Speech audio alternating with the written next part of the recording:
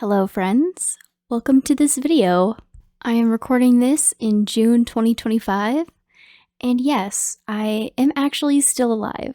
It's been like 5 months, but I am like a cockroach. You think I'm dead, but I'm actually still alive. And I kind of felt like I wanted to show you guys some footage of oil painting that I did last summer, with obligatory indie clips, of course.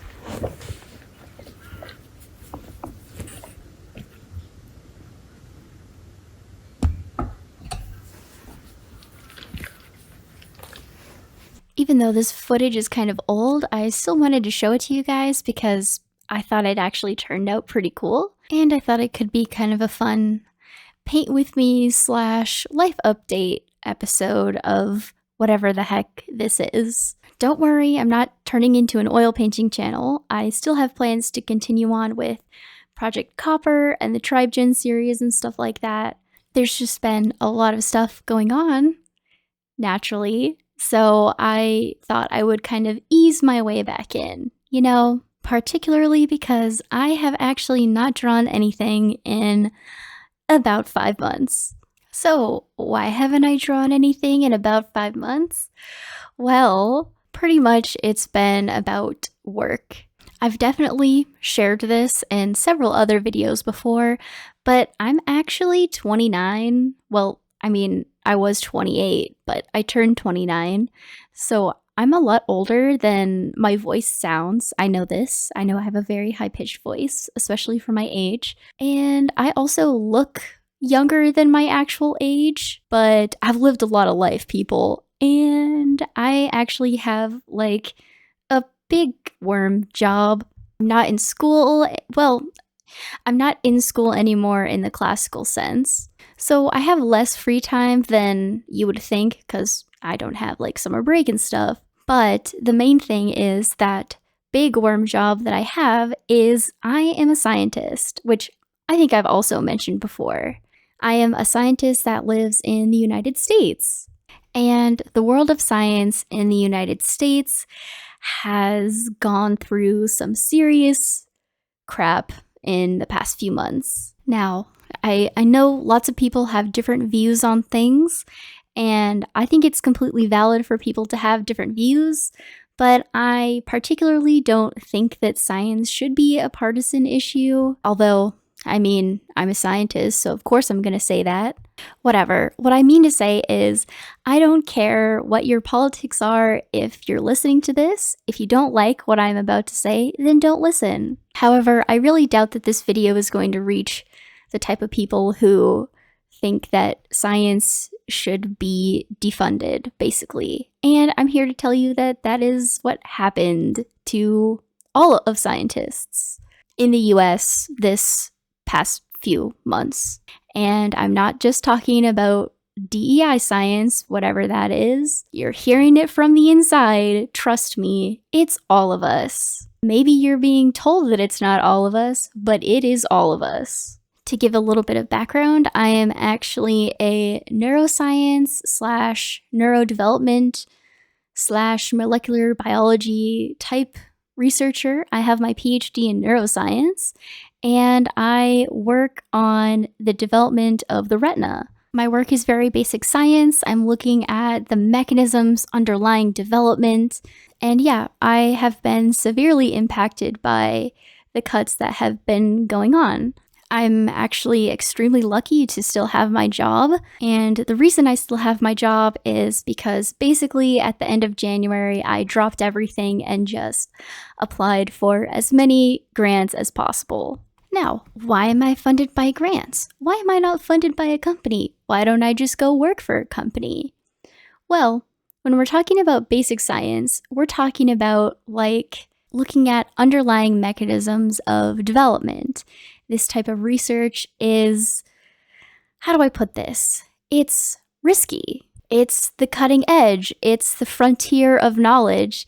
And that means that what I discover might not be easily turned into a product. And that means that companies aren't really interested in doing basic science. Basic science also costs a lot of money, and it kind of is pretty slow. especially if you do your due diligence as a scientist. So that's another reason why companies don't really fund basic science. But our work has a lot of potential to become the underpinnings of future treatments and cures for stuff. So it's in the public's interest, the government's interests, and the interests of charitable organizations to fund basic science research. It's kind of more like a long-term thing than what companies usually go for, basically, but has the potential to have much broader of an impact. Also, to be fair, tons of biotech companies start out as, researchers at a university, who are funded by grants. And biotech companies also get grants to do stuff. So, yeah. Now, I don't personally align with the defunding of research into iniquities in our society and how to remedy them or how to minimize the impacts to health. However, I would like to point out that under the guise of getting rid of wasteful DEI, they're defunding a lot of research that has nothing to do with that. And unfortunately, I'm not only talking about allowing fewer grants to be won. For example, my friend would have been a recipient of a certain NSF fellowship. However, they released half the number of fellowships that they usually release. So she didn't get it, and she is in danger of losing her job. And, one of the smartest scientists I know might actually never start her PhD. But beyond that, they're kind of canceling grants left and right for pretty much no reason. And in addition to that, they're just not giving people their money. Like, the grant isn't canceled. The grant rolls over into its next year, and the money just doesn't show up. So people who thought they had job security for the next 5 years, like lab technicians and doctoral students, suddenly are faced with the fact that their bosses can't pay them. Basically, because of the chaos that's been created, the government isn't keeping its word on contracts and stuff. And it's super freaking scary. Now, I'm not saying this to scare you all and make you, feel sorry for me. I just am trying to give context to where I've been for the last few months. Basically, my world has been on fire. I have been working so hard because, I found out about myself that I am certainly very powerfully fueled by spite. But essentially, I've been working so hard for the past 5 months that I haven't had any time to do my creative hobbies. And even when I wasn't working, I feel like it's really hard to, at least for me, to get into a space of creativity when I'm not sure if I'm gonna have to move, or what I'm gonna do for a job, or whether a career in science is even worth it anymore, or whether science is being systematically dismantled by people who don't believe in it. Maybe it's just me, but that type of mental environment isn't necessarily conducive to creativity, at least for me. So yeah, that's what's been happening. I have been extremely fortunate to come into a situation where I actually do have job security now for about 2 years, as long as the world doesn't completely go on fire. And I'm certainly still working very, very hard, but having less existential dread has really made me feel like doing creative stuff again. Imagine that. So I'm excited again to come back to the world of drawing and sharing my drawings and my stories with you all. And oh my gosh, I've been planning basically the next part of Project Copper for a bit, because a lot of the rage that I felt is really fueling my drive to paint a particular character. And, based on my past experiences, now I feel like I can really enter that psyche of boiling, incessant rage that he has, so I can, finally explain his story well to whoever wants to hear it. I feel I probably should have, channeled my anger into art while it was really bad. But honestly, I channeled my anger into science and just working all the time. Again, out of spite. I do really want to find out, other than myself and my friends, if like other scientists are also getting a lot done out of spite, because that's definitely how my friends and I have kind of been. You know, after the despair wears off a little bit, because yeah, it was like we literally didn't do anything. We like all we're doing is trying to help. That's why we are doing science. We're trying to help you. And I mean, clearly I think you can tell I'm not over it, and I probably will never be over it. So, watch out, science, for the next 60 years. I'll be I'll be like a science menace. Like, I'm gonna make so much good science happen that y'all can never discourage me and thousands of other young researchers from doing what's right for society again. I feel like when I'm a geezer, like, the grad students are gonna be so annoyed because I'll be like, back in my day, they didn't actually pay your grants when they were supposed to, and we had to find generic spin columns to use for our RNA extractions. I don't know. I think I'm becoming a geezer already. If any of you have ever done PCR, they used to have to like move the tubes to water baths of different degrees to do the PCR, because like a hallmark of PCR is that you have a cycle of different temperatures. I feel like I'm definitely gonna be the kind of professor who's like regaling the students of, back in my day, we had to do XYZ because the government decided that science was stupid. Okay, I've been talking about this for over 10 minutes, so I feel like I can transition. But clearly, if you want to talk about science, I have a lot of opinions. Oil painting, however, I am a complete noob at. I mean, I feel like a noob anyway in science because I'm only a postdoc, but you know, I am certainly a noob at oil painting. While I am actually pretty happy with how this painting turned out, I think certainly it could be a lot better, both in terms of skill and also because I completely misunderstood some of the concepts that you use when oil painting. Like, one of the main things is that for your painting to have longevity, you're supposed to paint fat over lean, which I thought like was thicker paint over thinner paint, which is sort of true, except for the fact that I was thinning my paint with linseed oil instead of paint thinner, because paint thinner is really bad for you, and I didn't want to open the window. Turns out you're really not supposed to do that. You're supposed to thin the earlier layers with paint thinner and then use less paint thinner. And linseed oil counts as fat, so it goes on top also. Low-key, I do feel that that footage of me struggling with the jar is pretty accurate for the entirety of my painting process anyway. And Indy wasn't necessarily amused by my antics, but he stayed by my side because he knew that eventually I would figure it out. Perhaps not with this painting, but eventually. In any case, it was really fun to learn something completely new. I mean, the basics of art, I guess, are still the same, but it's so interesting to learn like what consistency the paint should be, and when you're painting over top of other paint, you know, you have to like add more oil or use a little bit more paint so it slides over top instead of just muddying up the colors. And you know, I still have so much to learn, and I'm probably doing the whole thing wrong.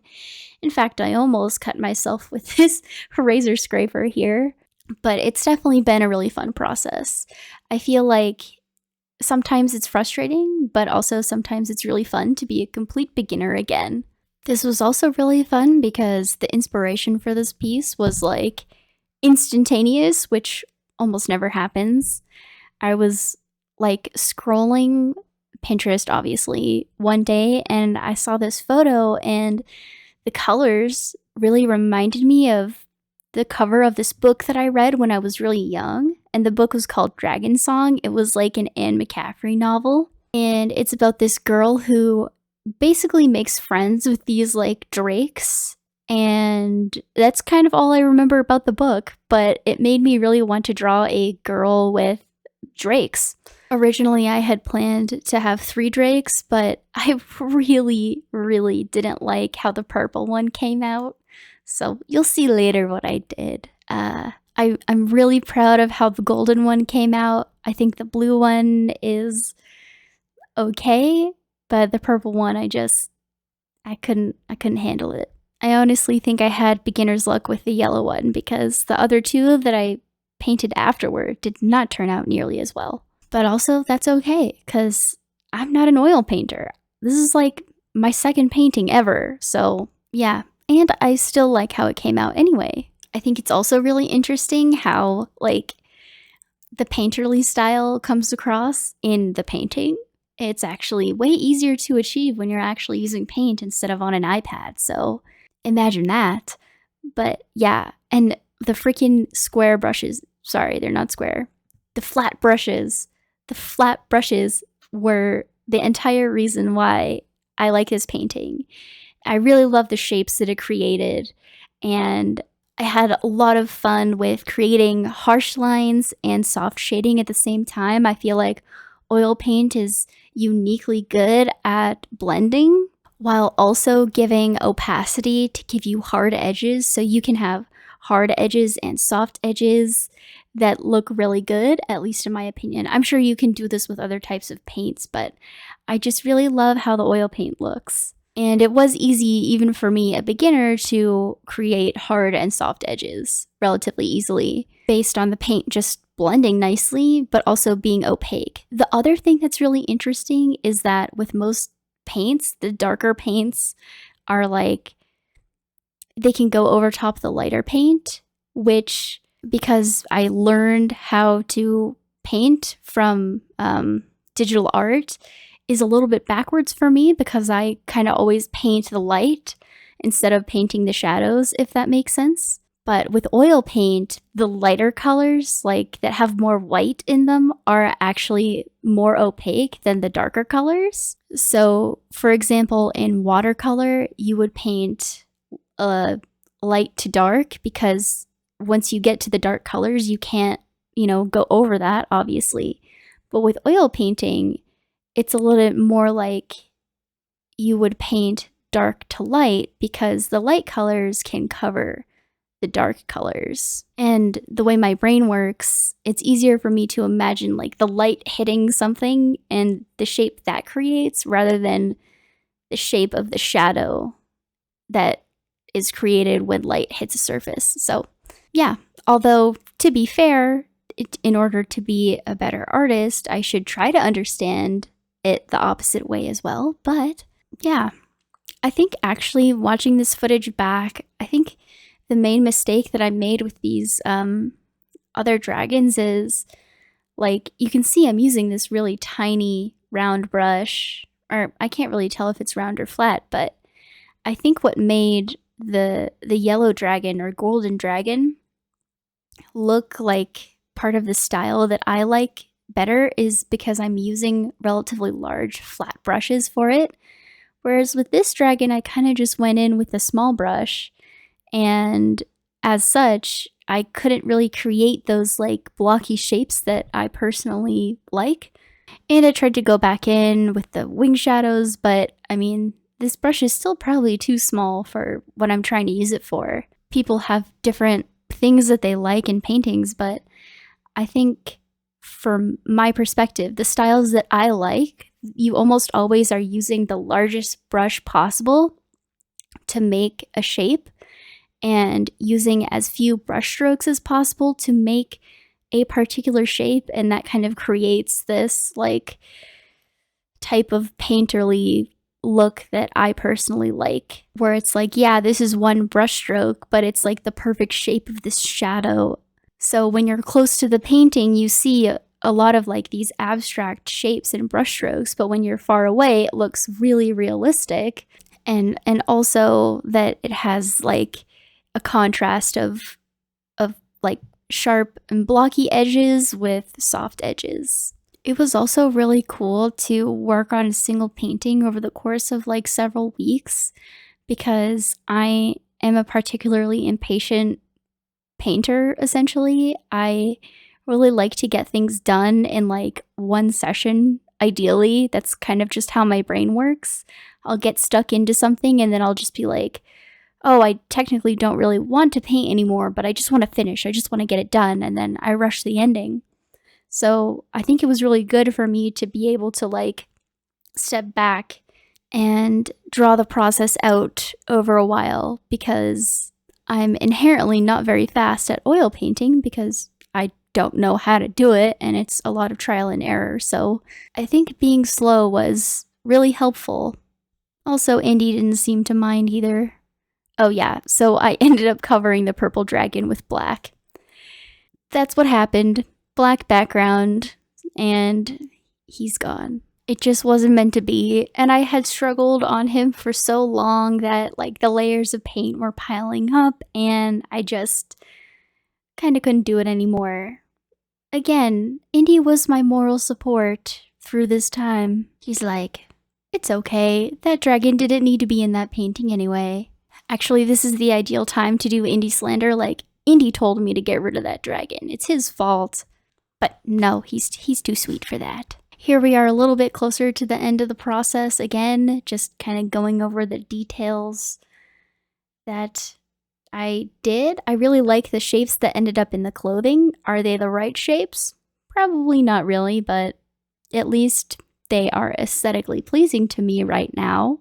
But yeah, then once the paintings had dried for basically several months, I varnished them, which basically brings the colors back after the oil paint cures, because oil paint doesn't dry. I remember this, it cures. So the varnish brings back a lot of that vibrance. Like, look how gray this is. It's so funny. And then once I actually put the varnish on it, the colors just become colorful again. I was really worried also how it would turn out once varnished because I waited a really long time for it to dry. Because again, I didn't paint it correctly. I didn't do fat overlean like you're supposed to. So it took a really long time to dry. That also means that this painting probably won't stand up to the test of time like it really should, but it's fine. Initially I thought it would just be for practice anyway, but it turned out better than I thought it would. Plus, you know, I'll always have this video of it. Now that it is about a year later, I would say, it does still look nice and vibrant and stuff. But I mean, if I look at it in like another 10 years, it will probably have cracks and it might just not look great. But yeah, the process was really fun and I do want to do more oil painting in the future. It also makes you feel like you're from the Renaissance or olden times because you're an oil painter. So I like that too. I would not want to do this by candlelight though. I had a whole lighting setup because I feel like it's hard to see. It's so much harder to like see what you're doing versus on digital. And also you can't zoom in. You can't. You also cannot hit undo. So I think in one of my like older videos, I had like an advice, I guess, to like, you know, if you have to redraw something over and over again for it to look good, just redraw it because you need the practice anyway. And I really felt that with this painting. Because with the painting, you can't Control Z, you can't hit the back button. You just have to redo it, paint over it. So that was really fun. And yeah, that kind of brings me to the end of this video. I hope that it was somewhat entertaining. If anyone ever actually listens to it or watches this, I would apologize for the rant, but I'm really not sorry. I feel like I needed to rant, you know? But yeah, that was my life update. And I'm ready to channel my rage into some dragons, so look out for some like actual dragon videos again. And yeah, if you have any questions about the oil painting or about science, I'd be happy to talk about that stuff in the comments. Or if you have any suggestions or tips, like if you know how to oil paint and you have tips, let me know because I am a complete beginner. And of course, if you have any ideas for the other series, like Dracozoology, Tribe Gen, Project Copper, etc., let me know because I really love seeing your ideas and it also inspires me. So, yeah, thank you so much for watching this video, and I'll see you around.